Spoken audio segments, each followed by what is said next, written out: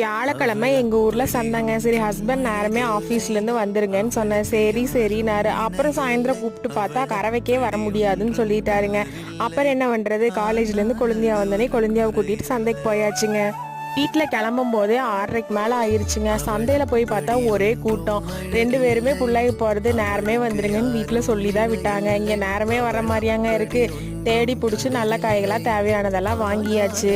சின்ன வயசாக இருக்கும்போது அம்மா 200 கொண்டு வந்தால் ஒரு வாரத்துக்கு தேவையான காயே வாங்கிடுவாங்கங்க. நான் 500 கொண்டு வந்தால் 5 நாளைக்கு முழுசாக காய் வாங்க முடியல. விலைவாசி அந்தளவுக்கு ஏறிடுச்சு. எல்லாம் வாங்கி முடிக்கும் போதே நடுமாமா வந்துட்டு ஃபோன் பண்ணாருங்க.